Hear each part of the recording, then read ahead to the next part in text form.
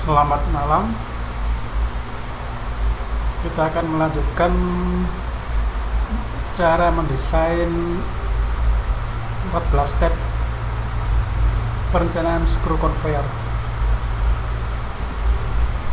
Visualisasi conveyor seperti ini kira-kira ya.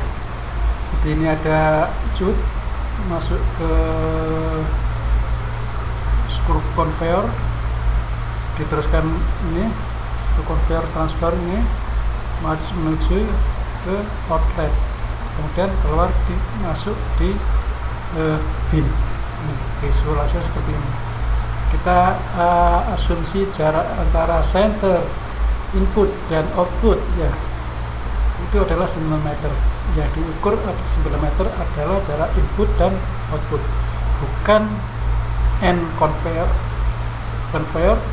to end conveyor, bukan, tapi center to center. Ini diukur 9 meternya itu.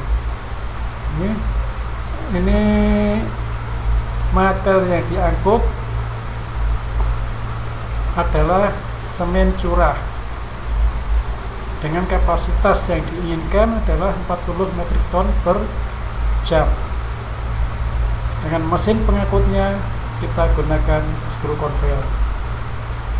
Ini untuk langkah pertama sudah ditentukan material, jenis material ya, semen curah. Untuk yang step pertama nih kan berdasarkan buku dari SEMA book nomor 350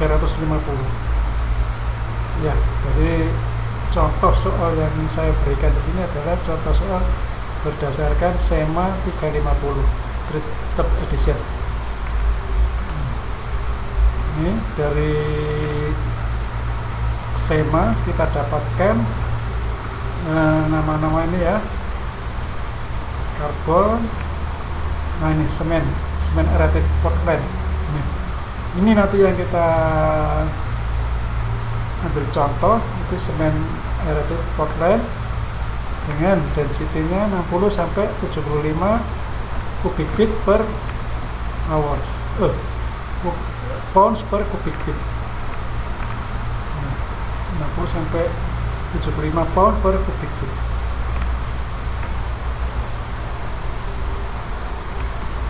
Kemudian kode material semanya untuk yang semen Portland adalah 68A116L.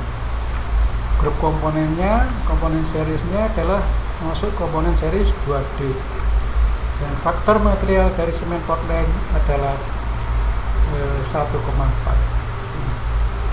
Ini adalah data yang kita dapatkan dari SEMA, baik itu material maupun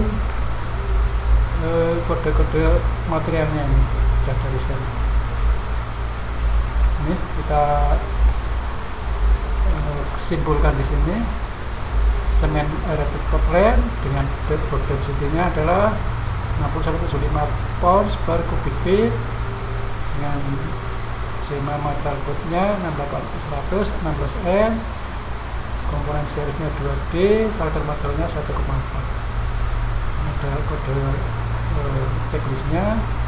Ini kalau yang silang gini berarti ini bisa untuk vertical conveyor. Di sini ada keterangan ya, this material which so an X may be 100 in vertical screw conveyor. Ini ada kode silang, ada untuk vertical screw conveyor. Ini tadi yang step pertama ya, sudah kita dapat step pertama tadi ini ya, data-datanya semen sudah ditentukan, semen material yang diangkut, berat jenisnya sudah ada, terus kode-kodenya ada ini. Kemudian yang step kedua adalah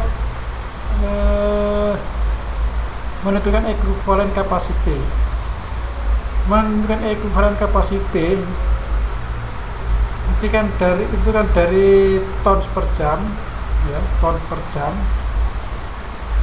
alurnya ini ya, ton per jam diubah menjadi pounds per jam, ya, pounds per hours.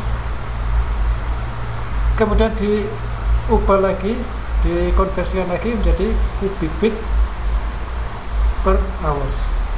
Dan untuk mengubah dari pounds per hours to cubic feet per hours, harus ada material yang diangkut, harus ada density material yang diangkut, baru bisa ketemu cubic feet per hours. Ini alurnya ini 40 ton per jam. Berapa pounds per jam? Ya, kalau di sini sudah ada ya ini ya, 1 pound berapa ini, 1 pound ada yang 0,45 kg, 1 kg 2,2 lbs. Kemudian dijadikan 1 ton sama dengan 2204,6 pounds. Kemudian kami bulatkan dari 1 ton sama dengan 2205 pounds. Ini pembuatan ya dari ini. Jadi ini kita bulatkan supaya mempermudah dalam contoh berikut, dan itu tidak masalah.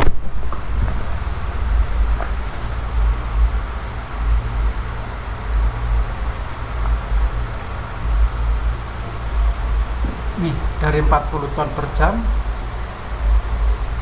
40 kali 2205, nah, ya, 40 sama dengan 88.200 pounds per jam, ya. Terus dijadikan kubik feet per jam, ketemunya 1470 kubik feet per jam, sehingga record kapasitasnya 40 ton per jam sama dengan 88.200 pounds per jam. Kemudian akhirnya setelah di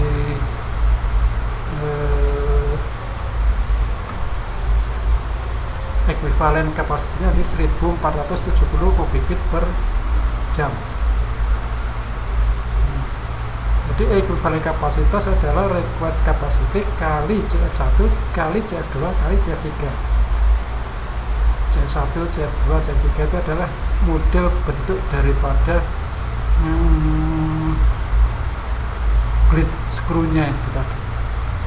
Nah, di CF1 itu berarti yang ada yang standar, short, half, long. Spesial untuk faktor kapasitas CF1, faktor kapasitas CF2, faktor kapasitas CF3. Jadi required capacity dikalikan dengan faktor kapasitas. Karena modelnya ada standar, semuanya adalah satu nilainya. 1470 kali 1 kali 1 kali 1. Ini 1470 kubik feet per jam. Jadi kesimpulannya 40 ton per jam itu sama dengan 1470 kubik feet semen per jam. Ya. Nah, itu aja, nih sudah dari ekuivalen kapasitas. Demikian, terima kasih.